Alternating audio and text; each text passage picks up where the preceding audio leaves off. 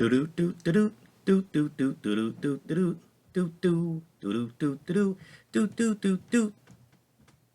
Josh's Order Corner. That's me. Welcome back to another edition of Josh's Order Corner Book Talk, where we talk about books. It's in the name. Come on. Today we're going to talk about John Russoe, Epidemic of the Living Dead. John Russoe is a living legend. If you don't know who he is, maybe this picture right here will help you understand.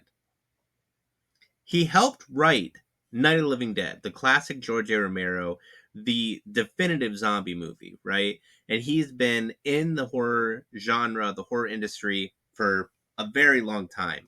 He is 85 years old. He is still doing convention appearances. I met him recently at Cinema Wasteland in Strongsville, Ohio, and he signed this book for me right here. Let's pop this open. When I asked him, when I went up to his table, I was like, I really want to grab one of your books. I'm a big time reader. I want to read one of your books. He had 4 old looking paperbacks and he had this one sitting there. I was like, what one do you recommend?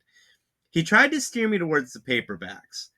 And he said, this is a different kind of zombie story. It's not Night of the Living Dead. So he was very like, don't go into this expecting Night of the Living Dead. He wrote, to Josh, ghoulishly yours, John Russoe. The other paperbacks that were there were interesting, but I wasn't trying to spend way too much money, so I only stuck with this one here to get an understanding of what he meant by not your traditional zombie movie. On the back it says, from the screenwriter of the original 1968 Night of the Living Dead comes a shocking new wave of zombie mayhem to devour your dreams and feed your nightmares. They are what they eat. It starts with infected needles. It spreads like a plague. Soon the town of Chapel Grove, Pennsylvania is overrun with cannibalistic corpses. Some are taken down with a bullet to the brain, others torched like kindling, but a few have survived inside a maternity ward. They're eating for 2 now. Detective Bill Curtis manages to rescue his pregnant wife Lauren from the ward in the nick of time, but the other pregnant women are not so lucky. Some of them have been bitten and infected. Now it's anyone's guess what's growing inside them. They're the next generation. But the nightmare isn't over yet. The infected mother newborns appear to be normal, but as the years go by, Bill and Lauren Curtis begin to worry about their beautiful, healthy daughter, Jody. Jody is drawn to the town's special children, the ones whose mothers were bitten. They're reaching adolescence now. Their hormones are raging, and they're starting to possess strange appetites. If you thought millennials were a pain, just wait until you meet Generation Z. Now, please allow me to be a little honest here. The description on the back of the book doesn't exactly make sense for the story. I don't know what they're talking about in a couple cases here. I get it, I guess, but it's very not aligned with the story.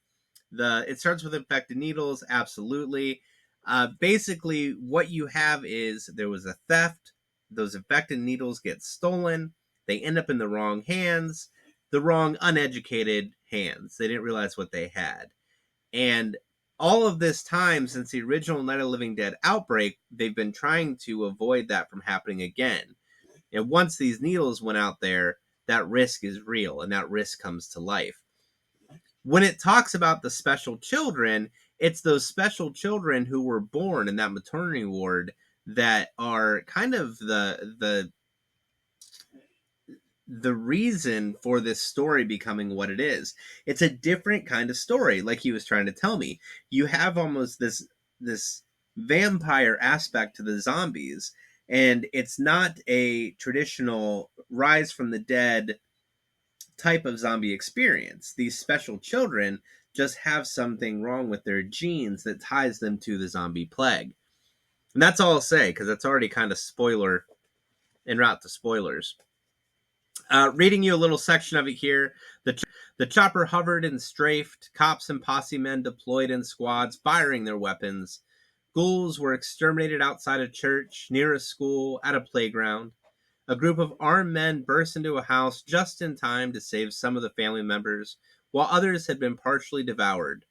Outside, in the street, they shot an undead milkman about to bite into a dead woman's arm.